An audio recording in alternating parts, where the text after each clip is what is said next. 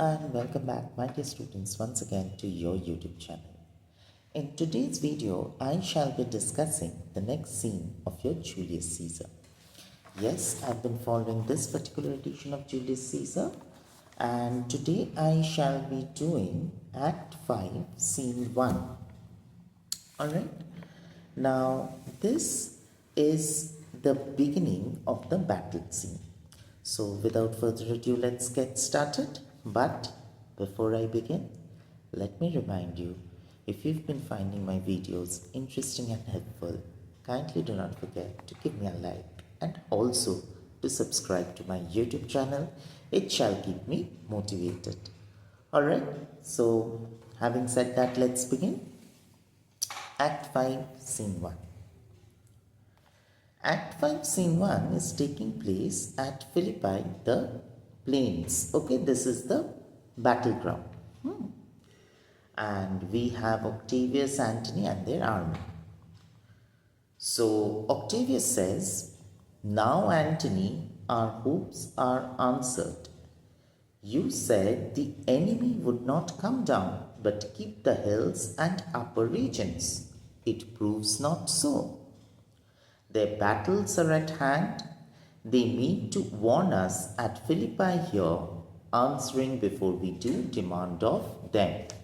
So you see, Octavius was of the opinion that the enemy would come down and attack at Philippi. Alright. But Antony thought that the enemy would remain high up in the Sardis. But now Octavius could see that the enemy have come down. So that is why Octavius is saying, "See, Antony, you were of the opinion that they are not going to come down. But you see, they have already come down. And what are they doing? They mean to warn us at Philippi here, answering before we demand of them." Even before we could challenge them, they have come down to,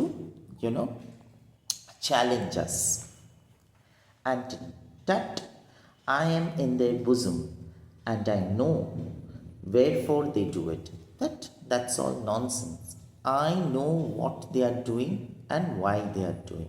Alright? They would be content to visit other places and come down with fearful bravery, thinking by this phase to fasten in our thoughts that they have courage. But it is not so. So you see, Antony is saying, "I am in their bosoms. I know their mind pretty well. I know them for pretty long time. So I know what goes on in their mind. They could be content to visit other places and come down with fearful bravery, thinking by this phase to fasten in our thoughts that they have courage." They have come down only to give us the impression that they are not afraid by us. They want to challenge us. But then it is not so. At this point of time, a messenger entered. "Prepare you, general. The enemy comes on in gallant show. The bloody sign of battle is hung out, and something to be done immediately." The messenger comes and informs that, "My dear generals, please get ready because the enemy has already approached, and they have approached with bloody sign of battle, that is red flags. The sign of battle is a flag and bloody is red. So with red flags they've come down to challenge us, and something has to be done immediately." Antony, "Octavius, lead your battle softly on upon the left hand of the field." So Antony is giving the instruction to Octavius that, "Octavius, you please take charge from the left side of the battlefield." But Octavius says, "Upon the right hand eye keep thou left." No, I'm going to take charge from the right hand side. You, on the contrary, go and take from the left side. Antony is very annoyed. "I'm telling you something. I'm much more senior to you. I'm much more elder to you. I'm much more experienced. I'm telling you something. Why aren't you listening to it? Why do you cross me in this exigent? Why are you opposing me during this critical time?" Octavius says, "I do not cross you, but I will do so. I'm not, disagreeing with you, but I'm just letting you know what I'm going to do. You see, Octavius is actually a relation of Julius Caesar. He's not accustomed to taking orders from anyone, at least not from Antony. Okay, so he's saying, I am just letting you know my decision. At this point of time, drum beats are heard. Brutus, Cassius, Lucilius, Titinius, Messala, and their army enter. So Brutus says they stand and would have parley. Look how they are standing. I think they would want to have a conversation. Stand fast, Titinius, we must out and talk. So Cassius is also giving out the instruction, Titinius, hold on, do not attack immediately. Okay, because we would like to have a discussion. Octavius, Mark Antony, shall we give sign of battle? Should we give the signal for the fight? No, Caesar, we will answer on their charge. No, let us wait for them to attack first. Make forth the generals would have some words. We will go forward and have a word if that needs to be done. Octavius, stir not until the signal, and Octavius is giving instruction to his entire soldier that do not move until the signal is given. So Brutus comes in and tells, word before blows, is it so, countrymen? So you would like to have a discussion before the actual fighting? Octavius, not that we love words better as you do. It's not that. Please do not be mistaken that we would, want to engage ourselves in conversation before the actual battle. Brutus, good words are better than bad strokes, Octavius. Antony, in your bad strokes, Brutus, you give good words. He says, okay, what you're saying, I understand that good words are better than bad blows. I might be not as experienced a soldier as you, but a better speaker. But then you give bad blows and hide them under good words. So y'all are basically hypocrites.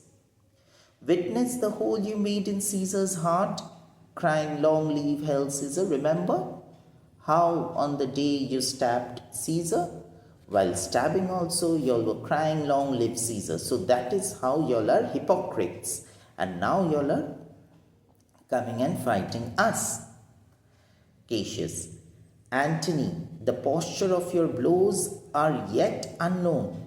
We do not know the manner in which you fight, Antony. We only know how you talk. But for your words, they rob the Hybla bees and leave them honeyless. We know the manner in which you talk. We have not seen you fight in a battle. But certainly when you talk, they are much more hard-hitting than your physical blows. And how hard-hitting are those? They are as hard-hitting as the sting of the Hybla bees. Okay, Hybla bees are supposedly the bees which live in the mountains of Sicily. Alright, and they produce honey which is extremely sweet and of the superior quality. So what Cassius is trying to tell Antony is that you sugarcoat your words in such a manner, your words are so sugar-coated that people fail to understand what is actually going on in your mind. And your words are so sweet that even the Hybla bee's honey fail to meet the standard. Antony, not stingless too, and they are hard-hitting too. Brutus, oh yes, soundless too, for you have stolen their buzzing, Antony, and very wisely threat before you sting. Yes, not only are your words more sweeter than the honey produced by the Hybla bees, or as hard-hitting as the sting of the Hybla bees, but the buzzing sound that the bees make, the Hybla bees make, you have even robbed them of that sound because you go on with your words. Antony, villains, you did not so when your vile daggers hacked one another insides of Caesar? Now Antony cannot tolerate this insult, because no one is leaving any stone unturned to get back at each other. They are constantly instigating and insulting each other. Alright, so Antony now attacks directly. He says, "Villains, have you forgotten what have you all done to Caesar with your daggers? You showed your teeth like apes. You were all full of smiles on the day of assassination, all full of broad smiles, and fawned like hounds, and you all were surrounding Caesar like wild dogs, and bowed like bondmen. You all were stooping low before him, like bondmen, like slaves, kissing Caesar's feet, whilst damned Casca, like a cur behind, cur is a dog, struck Caesar on the neck." So you all have done all of this. Like a dog, you have backstabbed him. And now you all are full of words. You flatterers, you hypocrites. Cassius realizes that Antony is going too far, and he says, "Flatterers, now Brutus, thank yourself. This tongue had not offended so today if Cassius might have ruled. See, Brutus, it was your decision to not let Antony die along with Caesar, because you said that we would want to appear as perjurers, as sacrificers, as reformers, and not murderers. But it was I, Antony is saying, who had suggested that Antony must be killed," Cassius is saying. Alright, but you did not let that happen, and see, today Antony is blaming us and accusing us in this manner. Octavius: "Come, come, the cause. If arguing make us sweat, the proof of it will turn red drops." He says we are wasting our time. We are getting hot and we are sweating by constantly arguing. This is besides the point. Our purpose is to fight the battle. Let's get into business. "I draw a sword against conspirators," and he takes out his sword. "When think you the sword goes up again? When do you think that the sword is going to go up again? Never till Caesar's 33 wounds be well avenged." I'm not going to put down the sword till the time I avenge all the 33 wounds that have been inflicted on Caesar. So the conspirators have stabbed Caesar 33 times, not once, not twice, but 33 times. "Be well avenged, or till another Caesar have added slaughter to the words of traitors." Either I, as Octavius Caesar, another Caesar, avenge my Caesar, that is Julius Caesar's death, or I accept the defeat. Brutus: "Caesar, thou canst not die by traitor's hand, unless thou bringest it with thee. Unless they are on your side, you cannot be killed." Octavius: "So I hope. I was not born to die on Brutus's sword." Says, yes, I was not anyway destined to die on a traitor's sword like you, Brutus. Brutus: "Oh, if thou wert the noblest of thy strain, young man, you couldst not die more honorable. If you are too young to know who I am one of the noblest men of Rome. You should be thanking your stars if you would die on my sword." Cassius says, "A peevish schoolboy, worthless of such honor." Yes, how would he know? He's a peevish schoolboy. He's a bad-tempered young fellow. He doesn't know who Brutus is. How will he know what it takes to die on Brutus's sword? And who is accompanying him? A masker and a reveler. Masker, hypocrite. And a reveler, one who enjoys parties and games. Talking about Antony. And Antony is saying, "Old Cassius still, oh my God, your words are as caustic as they were before." Cassius. Octavius: "Come, Antony, away. Come, let's go away. These people are only interested in talks. Defiant traitors, hurl we in your teeth if you dare fight today. Come to the field, if not when you have stomachs. We are going to the battlefield. If you feel the need to fight us, if you dare to fight us, rather, come to the battlefield. Let's not waste any more time here." So Octavius, Antony and their army retreat back, and they retreat back to the battlefield where the battle is going to take place. Cassius says, "Why now blow wind, swell below and swim bar? The storm is up and all is on the hazard." Cassius says there's no going back. He says we are now on a ship. This is a metaphor he's using. We are now on a ship, and now it hardly matters which way the wind blows or which way the waves are going to, how high the waves are going to rise. All it matters is that we are afloat on the sea, the battle. Okay, because everything is now at stake. We cannot go back. Brutus says, "Ho, Lucilius, hark, a word with you." Lucilius, can you come this side? I need to have a word with you. Lucilius is more close to Brutus, so Brutus wished to have a private conversation with him. Lucilius, "My lord," and Brutus and Lucilius move aside to talk. Cassius also calls, "Messala, Messala, what says my general?" Cassius, "Messala, this is my birthday, as this very day was Cassius born." He says, Messala, I thought I should share this with you. Today is my birthday. I was born on this very day. You see, when Cassius is talking about that we are now on a ship, there is no point of going back, and there is no way in which we can go back, everything is at stake. Already that feeling has started sinking in within him that probably there's no going back from here, and the results are not going to be in their favor.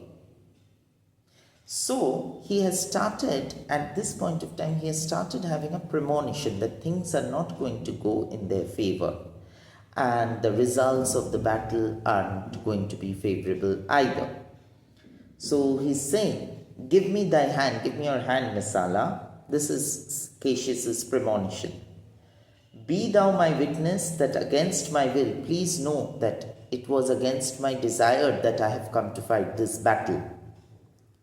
Okay, because you see, at this point of time, remember, Sardis was on the high hills, so Cassius had suggested that we should not go down, but it was Brutus's insistence that they should come down. So he has come down to fight the battle against his will, and he knows that this battle is not going to result in anything fruitful. So he's having this premonition. He's saying that I have come to fight this battle against my will, as Pompey was, and he's remembering the day when Pompey had to fight a similar battle.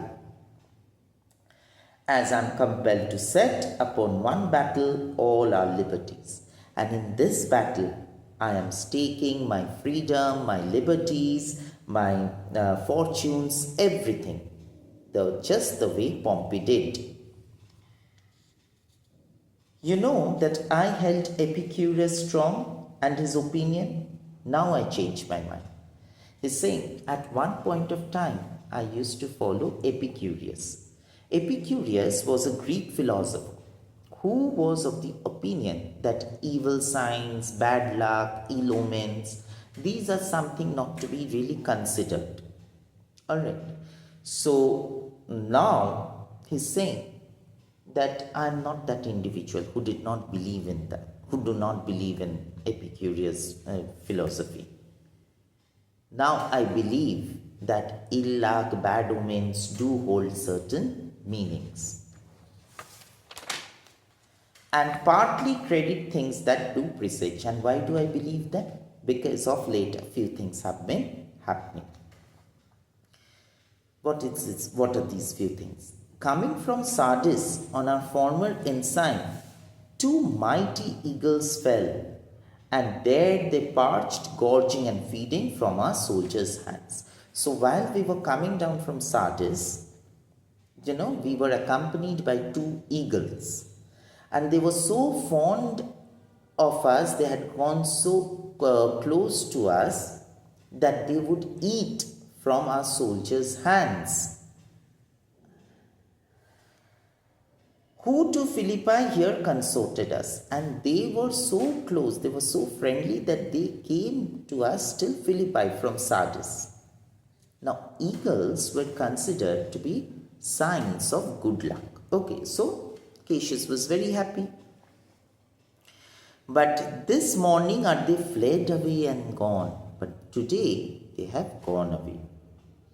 And in their stead do ravens, crows, and kites fly over our head.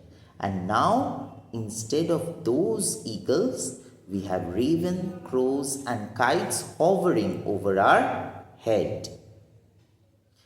Kites, ravens, crows, these are all birds associated with ill luck. And this is where Cassius is concerned. And downward look on us as we were sickly prey. And they were looking on us. They were looking at us from the sky as if we are prey to them. And their shadows seem a canopy most fatal, under which our army lies ready to give up the ghost. So they are like challenging us as to attack us. Believe not so. Oh, don't put it so much of thought into that. Cassius, I but believe it partly. For I am fresh of spirit and resolved to meet all perils very constantly. Oh no, I am not giving it almost all thoughts. I am fresh in spirit, I am determined to fight all the odds. Even so, Lucilius, Brutus says, even I. Cassius, now, most noble Brutus, the gods today stand friendly, that we may, lovers in peace, lead on our days to age. But since the affairs of men still uncertain, let's reason with the worst that may befall. So today God is on our side. God is friendly, and thank God we are not fighting anymore. We are friends. But who knows what the future waits? What the future holds for us? Things can turn in a different way. If we do lose this battle, then is this the very last time we shall speak together? What were you then determined to do? If the results of the battle come out and it is seen that we are losing it, how would you deal with it? Brutus, even by the rule of that philosophy by which I did blame Cato for death, which he did give himself. Now, Cato was Porcia's father. And when these people were fighting the battle, Cato was on Pompey's side. Brutus, Cassius, Cato, Pompey, they were all on one side and they were fighting against Julius Caesar. Caesar had defeated Pompey. So Cato, in order to escape death and imprisonment by Caesar, had committed suicide.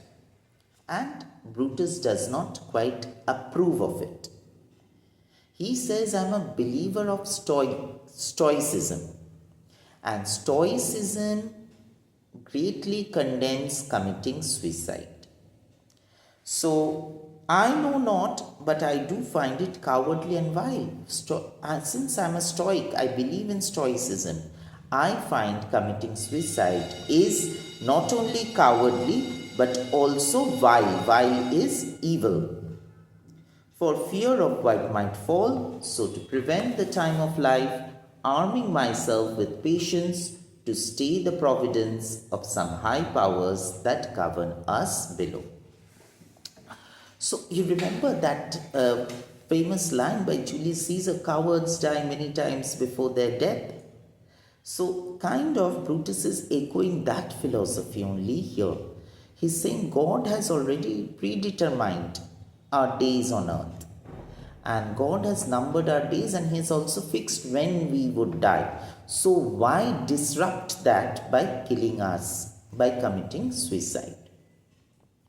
Cassius, then if we lose this battle, you're content to be led in triumph through the streets of Rome? So are you saying that if we lose the battle and Caesar arrests you and make you walk through the streets of Rome, you will be happy with that? Brutus, no, Cassius, no. Think not thou, noble Roman, that ever Brutus will go bound to Rome. Oh, no, don't think that I would be okay with that. That he bears too great a mind. But this same day must end that work the Ides of March began. I'm not getting into all that. What I'm saying is, what we had begun on Ides of March, on 15th of March, death of Caesar, that event must be completed today. And whether we shall meet again, I know not, therefore our everlasting farewell take. So we don't know whether we are going to meet tomorrow or not. Then let this be our farewell. If we do meet again, why shall we smile? If we do meet again, that means we have been victorious in the battle, so we'll smile. If not, why then this parting was well made. I shall always cherish this friendship. Forever and ever farewell, Brutus. If we do meet again, we'll smile indeed. If not, it's true, this parting was well made. Certainly, I would also cherish the friendship. Brutus, why then lead on? Let's get into the battlefield.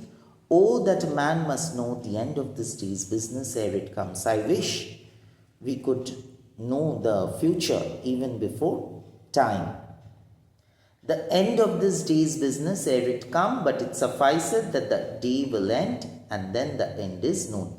If only could we see the future, the outcome of the battle, it would be really helpful. But anyway, it cannot be done.